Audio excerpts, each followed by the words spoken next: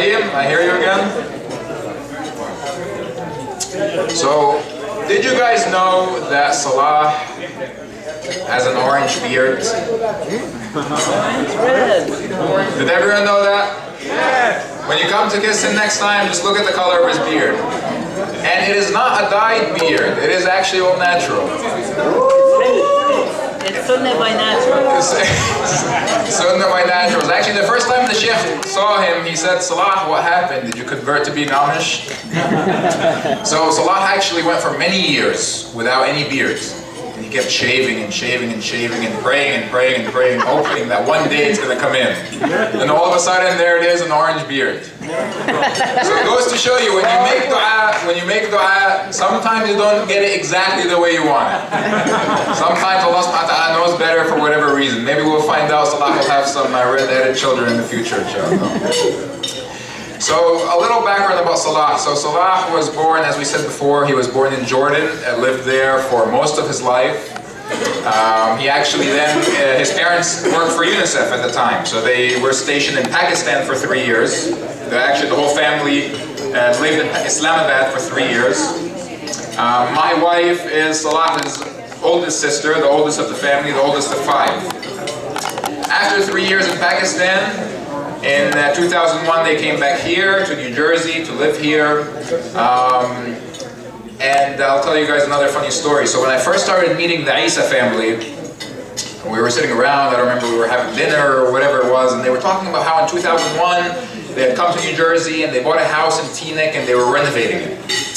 And they were saying how this house needed a lot of work. You know, they had to, They had to gut the whole house, you know, fix up everything completely, you know, take out the whole walls, there was nothing there but the frame. I said, wow, you guys must have had a lot of people working on the house. You know, it's a lot of work. You have to rebuild it, put it all together. I said, yeah, but we did most of it ourselves. I said, what do you mean you did most of it yourself? So I said, how about like the foundations outside, the concrete? You know, I'm sure you needed people to do all of that. And the whole family just looked at me and said, Salah says, what, you never mixed concrete before? I said, no, I never mixed concrete before. Put up studs? No. Electricity? Never ran electric wire? No. And that was the beginning of a whole new relationship. So just a little background about Salah and the Isa family. So Salah spent many years in Kansas City. So around 1982, 1983, when his father came from Jordan, he left Jordan, he went to study in Kansas City University. There he met Salah, her future Salah, in Kansas City. So from Salah's mother's side, their roots are in Kansas City, Kansas. And Salah has his uncle here today, Greg Wooten from Kansas City, Kansas.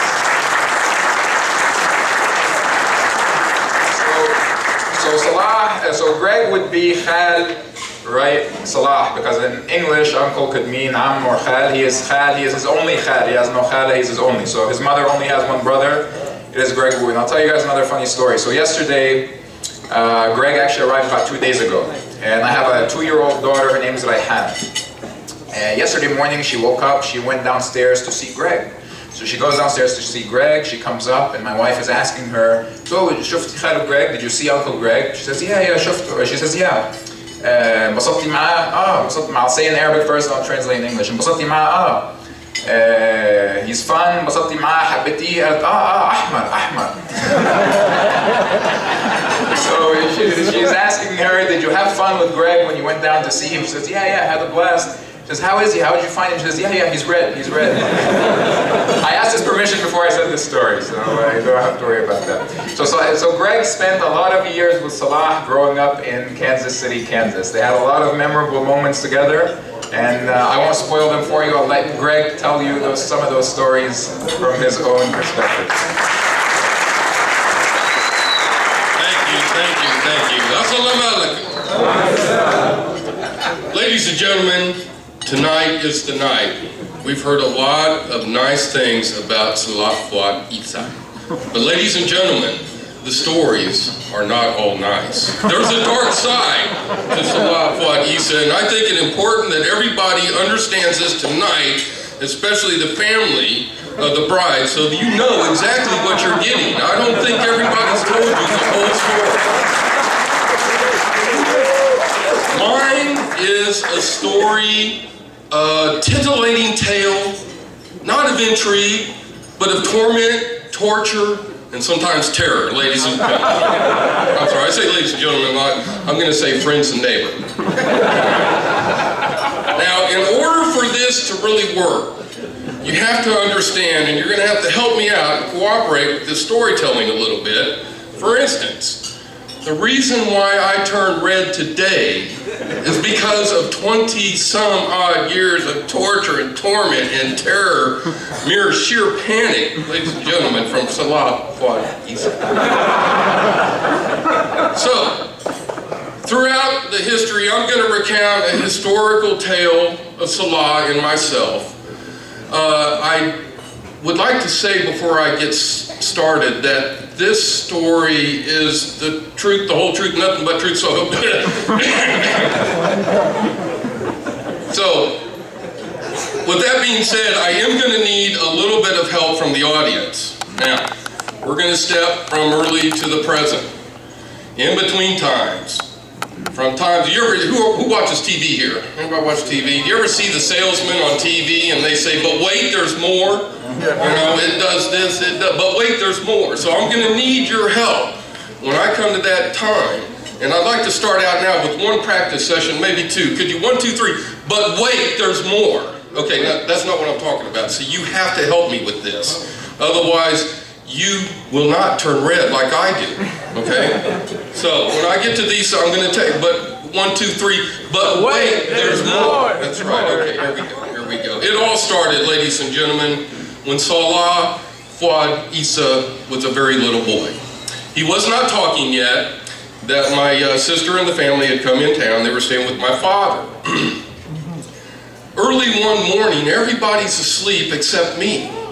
And Salah comes out, he's about 2, I don't really know. Frankly, I thought he was 20, but just the things he did. He comes out and he opens up the cabinet doors, and I'm watching this little boy, and he pulls out the pots and the pans, and he starts arranging them. He choreographes this set of pots and pans and finds the right lid to put on the right pan. Well, I'm sitting in amazement watching them. There's no doubt Salah's a very bright person. But, I was sitting there a little bit amazed, and he looked up at me, and he gave me this look, like, one day, I'm going to get you. I just spanked him right then and sent him back to bed, but I was afraid, to tell you the truth. I didn't want to really get anything started. So, throughout the years, a little bit of history with me is I've grown up, I'm Christian, and Salah is Muslim. So, there's been this cultural barrier we've tried to overcome, and I've tried to be very respectful and learn everything the way I should so that I wouldn't offend his nature in any way, shape, or form. Well, Salah was teaching me how to eat in his later years. I suppose he was about 8, 10 years old. And Uncle Greg, this is how you do it. We sit down and you do this. This is the type of foods, and you do that.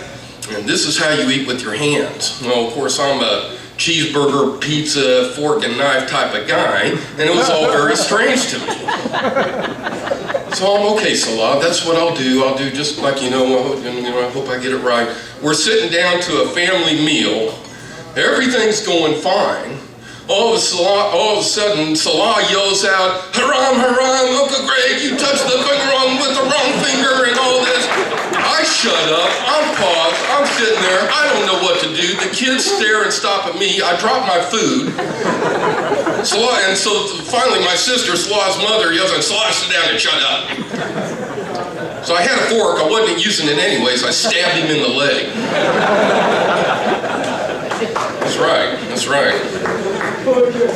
Well, Salah is a guy, he's an in-depth personality. A man of many, many talents. But ladies and gentlemen, with the experience of his father, finally, up until the recent years, if you put a tool in his hand, most people were ducking under the tables. It was terrible. I mean, the holes in his knowledge of American culture and tradition, for instance. We're staying at the house, he's in college, and we had, I don't know what it was for dinner, and his stomach was upset. I don't know if you remember this a lot, but your stomach was upset. Well, he asked Aunt Jody, Grandma Jody, is there something that you have for my upset stomach? Well, she said, yes, there is. I'll give you an Alka-Seltzer. So he took the Alka-Seltzer by itself. Yeah, ladies and gentlemen, he started foaming at the mouth. My father was, what are you doing? Jody comes running in, sees him, yells, rabies, rabies, starts beating him over the head. I come in, I start cussing. I'm turning red at the same time, and finally we figure out he didn't understand that you put it in the water first. Yes, ladies and gentlemen, a true story. That is a true story. Mostly not embellished. Of course, now some of you are more familiar with the following stories. Others of you might not, so I'm going to try to enact it to the best of my ability. The problem is I cannot offend the sensibilities in this room. So, before we get started, I got to hear it. 1, 2, 3. But wait, there's more. That's right, that's right. Well, Salah's getting at the time of driving. And Uncle Greg's going to show him how to drive. I've raced cars. I've worked on race cars. I know what I'm doing. I'll show this boy just how to drive. He's the kind of guy that I can take care of. I'm the kind of guy that he needs. Well, ladies and gentlemen, that was a mistake. I pick out a great big parking lot. What I do, I've taught a lot of kids how to drive. I get them in a straight line. They see the straight lines. I tell them, you ease into the gas and you ease off and ease into the brake. And we turn around and we do it again. Then I get them to an appropriate speed, sometimes a little inappropriate, and we try it again. Well, the problem is, the parking lot I picked this particular night was right near the Kansas City, Kansas Fleet Police Garage. Completely true. Completely true. So I get Salah started. I tell him, ease off the gas, or ease off the brake, hit the gas easily, and let's go. Well, he's all over the parking lot. I get him around to the other end. I can't believe he can't go in a straight line. I turn him around. We're going to try it again. So he comes back the other way, and we try it again. And this time, I'm getting frustrated. I'm turning red, but that is all. His sister is in the car with us. So I thought, well, maybe like a psychosomatic healing. If he could see somebody else carry out the instructions, he too would then follow. I don't know if they were in on this together. Poor Sophia got in the car, stepped on the gas, floored it. I'm pinned back in the seat. She hits the brake, stomps on the brake, throws me up into the dash. I hit my head. I start cussing. I turn red. I'm sorry about that, Salah, but it's the way it really happened. And so then I don't know what that was about, even to this day. I think it was to get, now I've tried to get them to explain this to me. How could this happen? So I turn them around and I try it again. Salah, I want you to let off the brake, ease on the gas, let off and ease on the brake. That's what he did, but not in that order. Ladies and gentlemen, we speeding down the parking lot. We were staying straight as an arrow, coming off, heading to the driveway out on the road where we were not supposed to go. I'm yelling, stop, stop, stop. He stops inches from a police car passing, coming from the fleet center. It was terrible. I thought for sure I was going to jail. He turned around, he looked at us, he didn't know what to do, I didn't know what to do, and luckily he went on. But wait, there's more. We have traditions in America that we follow in our culture. Daniel Boone, the great outdoors, so hunting, camping, fishing. These are tremendous, tremendous events that we hold dear in our lives. So I'm trying to hold Salah up in this and bring him along and show him the things. I know he's done a little bit of fishing, but I don't think he'd ever gotten out to the great outdoors like we endeavored to do. Ladies and gentlemen, you can't believe what happened next. I'll tell you what happened. I turned red, that's what happened. That's the first thing that happened. All right, so we get in the boat. We're out there, nothing's going right. I finally get us out in the sun. We set everything up, and we're doing the best we can, and the bait dies. Salah's bored, so he starts taking all the dead fish and he's throwing them in the water. I'm feeling upset because I want to get this poor kid to catch a fish, and he's trying to make nice, and he doesn't want to offend Uncle Greg because he knows what will happen if I go into a tirade. And So anyway, all of a sudden the seagulls start bombing our boat for the dead fish that he threw out. And I told him, Salah, you're going to have to stop this. You're feeding the birds our dead bait and they're taking us out. We're not going to make it. So finally, the fish started biting. Yes, they did. And I found a spot. Oh, they were biting good. The problem is, I had failed to instruct Salah completely, from the beginning to the end. What do you do when you catch a fish? So I figured he'd caught a fish before. We catch a fish, I catch one, he sees me, I got the dog in the boat. Salah gets one, he grabs the line, he yanks on the pole, he reels it in, and he throws it up in the air, and he starts twirling the fish around the boat. Well, I thought it was some purification ritual that I should be doing too. I don't know. I try not to offend his senses. So I got a fish, I start twirling it around the boat. We're both twirling the fish around the boat. I'm looking at him. I had to duck. The dog started barking. The bird started dive bombing the boat, trying to get the fish held up in the air. The people on the shore saw it, got in their cars, sped off, and a ranger pulled up, gave me a ticket for pinning the fish all over the place. I started cussing and I turned red. I didn't know what to do. But wait, there's more. We get back to the camp. I'm finally settled down. He asked me, as we go to the bathroom, could he try driving the truck? I thought, well, I suppose we're out here. There's no real police cars around here. I suppose we can make that 200 miles from home. He gets in the truck, turns it on, eases into the gas, and steers right into a ditch, a drainage culvert, almost flattens the tire 250 miles from home.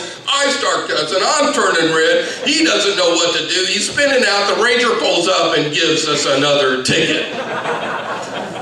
But wait, there's more. Well, we graduated from that. I spend time with the family all I can, whenever I can, and we spend as much time as together. You know how it is. When you get together, family time is the most important. I must commend each and every person here on a serious note. It's one thing I've noticed, especially with this family. Family time is of the utmost important. You got my vote with that. Anyway, we are having family time. The problem with Salah Isa is you should never play a game that has rules. No, not a good idea. We decided to play Monopoly because years earlier, I had won a Monopoly tournament. I won $500, I got a free game, I even won the drawing and got a cooler, so then I'm the Monopoly champ, and I really don't even like Monopoly. So every once in a while we come over, we play Monopoly. Well, excuse me, Salah wanted to play Monopoly, and as we were starting the game, he told me there was a slightly different twist with tonight's game of Monopoly. We were now going to play public financing Monopoly. I said, well, what is this? We're going to play Monopoly. There's a new set of rules, Uncle Greg, and this is what we're going to have to do. Oh, thank you very much. I must be turning red. I asked Salah, so what is it to this game? What are the intricacies of public financing Monopoly? Well, Uncle Greg, first thing is we've got junk bonds, we got a system of insider trading, and all these things. We're going to have varying loans with various rates of interest and loan principles. And then I get wondering, I said, well, wait a minute, Salah. Who's going to be in charge of this? Well, Uncle Greg, I'm going to be the head of a banking conglomerate with the rest of the people, but you're not in it. So then I studied economics a little bit in school, so I thought, okay, all right. So let me ask you, is there going to be a Securities and Exchange Commission or a federal banker? And he goes, well, yes, I'm in charge of it all, Uncle Greg. And so then everybody stopped doing it. I get mad, I start cussing, I turn red, so I grab one of the pieces and I stab him in the leg. But wait, There's more.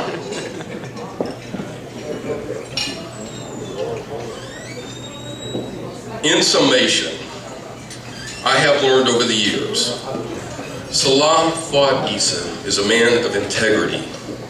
He's a man cultured, steep in tradition, and a reliable source. A reliable man, ladies and gentlemen, who could frustrate you to no end. I have learned to tone down my language, thus I still turn quite red many times, especially when I'm recounting the history of Salah Fuad Isa. I have learned that you do not give Salah Fuad Isa a tool, fishing gear, games with rules, a car, or a chemistry kit. And if you offend him, he will contemplate until he gets you. So just for posterity's sake, every time I see Salah, I grab whatever it is and I stab him in the foot if I can. But this I know, Salah is a man of integrity. The Bible says two shall become one.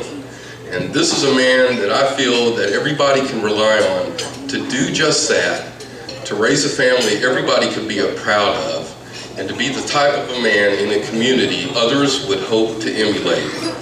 And for that, I am very thankful. God bless you. God bless everybody here.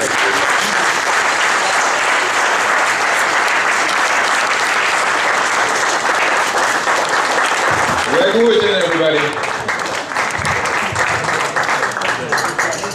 Thank you, Greg. I didn't know all those stories myself, even. A lot of them, yes, but some of them, no. I hope you're enjoying the food. We have another small section for you by Sheikh Mazen Mukhtar. Mazen has known Salah for many years as well, when he used to live in South Jersey. So something to understand, because I think you guys might be a little confused. Don't feel bad if you're not following the chronology. The Isa family tends to move around every 2 to 3 years. They move around. So that's why you might hear a lot of stories about Jordan, Kansas, New Jersey, Pakistan, South Jersey, North Jersey, etc. So I'll present Mazen Mukhtar. Mazen has been my halaqah leader in Naqib for many years. Mazen has had years and years experience working with the Muslim American Society, working with many youth in New Jersey in different programs, and he's really been a guide and a mentor for a huge amount of youth in New Jersey, a huge amount of Muslim youth. Mazen, jazakallah.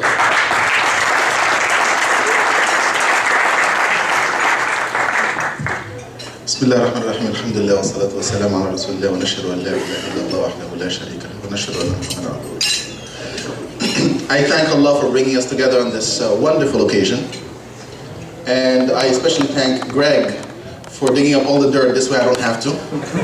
I also now know that Salah's beard matches his uncle's face, so and I mean that in the best way possible. And I now know why Salah limps all the time. I promise not to stab you in the leg or in the foot. But I want to share with you a little story. They say that a man was known in his town to be a wise man.